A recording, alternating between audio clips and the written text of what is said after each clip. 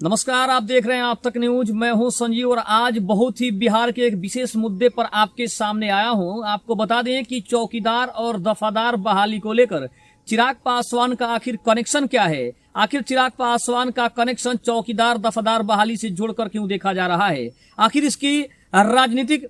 हो सकता है कि इसके राजनीतिक रंग चढ़ाने की कोशिश हो रही हो और चिराग पासवान उस राजनीतिक रंग को कैसे चढ़ा रहे हैं। चुनाव से पहले चिराग पासवान का नाम आखिर इससे कैसे जुड़ गया, इसका क्या कनेक्शन है, आखिर इसमें और कौन कौन से लोग हैं जिनका कनेक्शन है और आखिर 24 तारीख को महाआंदोलन क्यों होने जा रहा है, इसे चिराग पासवान कैसे जुड़े हुए हैं। आपको बता दें केंद्रीय मंत्री चिराग पासवान आजकल सबसे ज्यादा चर्चा में बिहार विधानसभा चुनाव को लेकर है। लेकिन इसी बीच एक बड़ा मुद्दा उठकर सामने आया है जहां पे बताया जा रहा है कि चिराग पासवान दफादार और चौकीदार बहाली को लेकर सबसे ज्यादा चर्चा में है और बार बार इसके ऊपर वो बयान देकर अपनी सफाई भी पेश कर रहे हैं। आपको बता दें कि चिराग पासवान दलित समाज से आते हैं और उनके पिता रामविलास पासवान की विरासत को आगे बढ़ाने का काम चिराग पासवान बखूबी कर रहे हैं और दलित और महादलितों के अति पिछड़ों के वोट को अपने पाले में करने के लिए चिराग पासवान ने जो रणनीति अपनाई है, इसको राजनीतिक रूप में अगर देखा जाए तो बिहार के राजनीतिक जानकारों का कहना है कि चिराग पासवान इस राजनीतिक रंग को अपने ढंग में ढालने की कोशिश कर रहे हैं और स्वर्गीय रामविलास पासवान के विरासत को रामविलास पासवान से और अच्छे तरीके से आगे बढ़ाने की कोशिश कर रहे हैं। हम आपको बता दें कि चिराग पासवान युवाओं के साथ जुड़े हुए हैं और युवाओं के साथ जुड़ने का असर ये है कि चौकीदार और दफादार बहाली को लेकर चिराग चर्चा में है, क्योंकि उनको पता है कि आने वाले चुनाव में इसका काफी ज्यादा असर पड़ने वाला है और वो बार बार चिट्ठी भी लिख चुके हैं। कितना पत्र उन्होंने लिखा है कि चौकीदार और दफादार बहाली को जल्द से जल्द किया जा सके। बता दें कि चौकीदार और दफादार बहाली में खास करके अति पिछड़ा वर्ग के लोग, दलित वर्ग के लोग ही ज्यादातर हैं और इसीलिए इस बहाली को फिर से शुरू करने के लिए चिराग पासवान ने बड़ा मंच तैयार करने की कोशिश की है। आपको बता दें कुछ आंकड़े हमारे साथ आए हुए हैं, उस आंकड़े को हम आपके साथ शेयर करना जरूर चाहेंगे।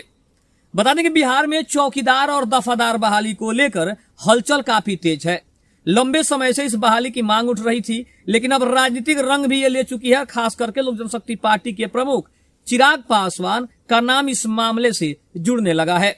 सवाल उठता है कि आखिर चौकीदार और दफादार बहाली का चिराग पासवान से क्या कनेक्शन है, इसके बारे में जानने की कोशिश करते हैं।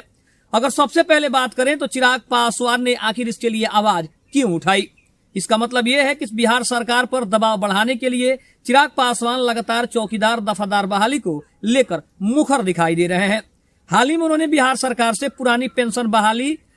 और भर्ती प्रक्रिया को जल्द पूरी करने की मांग की थी और उनका तर्क है कि इन पदों पर भर्ती से ग्राम स्तर की सुरक्षा व्यवस्था मजबूत होगी और हजारों युवाओं को रोजगार भी मिल सकता है। दूसरा मुद्दा यह है कि क्या चुनावी रणनीति का हिस्सा है यह मुद्दा, यह दूसरा प्रश्न है जिसका जवाब है कि राजनीतिक जानकार मानते हैं कि चिराग पासवान इस मुद्दे को ले आगे लाकर बिहार की युवा और दलित आबादी को साधने की पूरी कोशिश कर रहे हैं, क्योंकि चौकीदार और दफादार पदों पर ज्यादातर दलित और पिछड़े जातियों के लोग हैं, जिसके वजह से चिराग पासवान ने यह बड़ा मुद्दा उठाया है। अगर तीसरा क्वेश्चन अगर हम देखें तो बीजेपी और चिराग पासवान की बढ़ती नजदीकी भी इसका सबसे बड़ा कारण है। चिराग पासवान हाल के दिनों में एनडीए के अहम सहयोगी के तौर पर उभरे हैं। बीजेपी उन्हें बिहार में रामविलास पासवान की राजनीतिक विरासत के उत्तराधिकारी के रूप में भी देख रही है। ऐसे में चौकीदार दफादार बहाली का मुद्दा उठाकर वह बीजेपी सरकार पर भी दबाव बना रहे हैं ताकि यह बहाली जल्द हो और उन्हें युवाओं के समर्थन का बिहार के चुनाव में फायदा मिल सके। अगर चौथे प्रश्न के ऊपर अगर बढ़े तो सरकार पर इसका दबाव बढ़ रहा है, ये किसी से छिपा नहीं है। बिहार सरकार पहले ही न्यायालय में बहाली से जुड़े मामले का हवाला दे रही थी, लेकिन अब चिराग पासवान जैसे नेताओं के दबाव के कारण सरकार को इस पर गंभीरता से विचार करना पड़ सकता है। अगर यह बहाली जल्द होती है तो इसका सीधा फायदा चिराग पासवान को मिल सकता है, क्योंकि वे पहले से ही इसके लिए सड़कों से लेकर सदन तक अपनी आवाज उठा रहे हैं। अब इसका निष्कर्ष ये निकल रहा है कि चौकीदार और दफादार बहाली सिर्फ एक सरकारी प्रक्रिया नहीं रह गई है, बल्कि अब यह राजनीतिक मुद्दा भी बन चुकी है, जिसमें चिराग पासवान इसे युवा, दलित और पिछड़े जातियों के समर्थन में भुनाने की पूरी कोशिश कर रहे हैं। अब यह देखना दिलचस्प होगा कि क्या बिहार सरकार जल्द ही इस बहाली को पूरा करती है या फिर यह मुद्दा आगामी विधानसभा चुनाव तक खींचकर लेकर जाती है।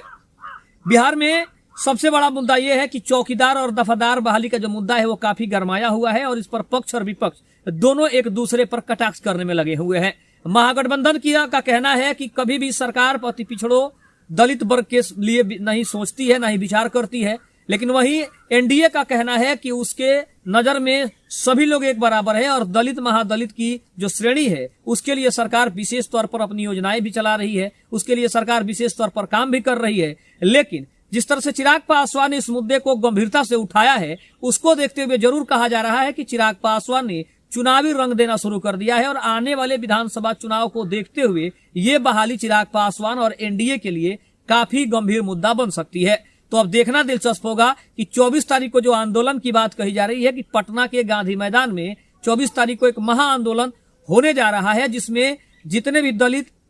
अति पिछड़ा, जितने भी SC ST कोटा के लोग हैं वो सभी इसमें शामिल होने वाले हैं और खास करके दलित महादलित की संख्या सबसे ज्यादा होगी क्योंकि 24 तारीख का जो आंदोलन है वो दफादार और चौकीदार बहाली को लेकर ही है और इसके लिए सरकार पर दबाव भी बनाया जा सकता है। साथ ही साथ चिराग पासवान जैसे नेता उस आंदोलन में शामिल भी हो सकते हैं। हालांकि चिराग पासवान पहले से बदनाम है कि वो एनडीए के कई सारे फैसलों का पहले से विरोध कर चुके हैं, इसीलिए ये कहा जा रहा है और एक कयास लगाया जा रहा है कि चिराग पासवान हो सकता है कि इस आंदोलन में शामिल हो और चौकीदार दफदार बहाली को एक नया आवाज दे सके, एक नया बल दे सके जिससे सरकार पर दबाव बनेगा। और इसका नतीजा ये होगा कि अगर चुनाव से पहले अगर चौकीदार दफदार बहाली की प्रक्रिया को अगर पूरा कर दिया जाए या फिर बहाली शुरू कर दी जाए तो इसका सबसे ज्यादा फायदा चिराग पासवान और बीजेपी को सीधे तौर पर मिलेगा। खबर आपको कैसी लगी कमेंट में जरूर बताइएगा। तब तक के लिए धन्यवाद। जय हिंद, जय भारत।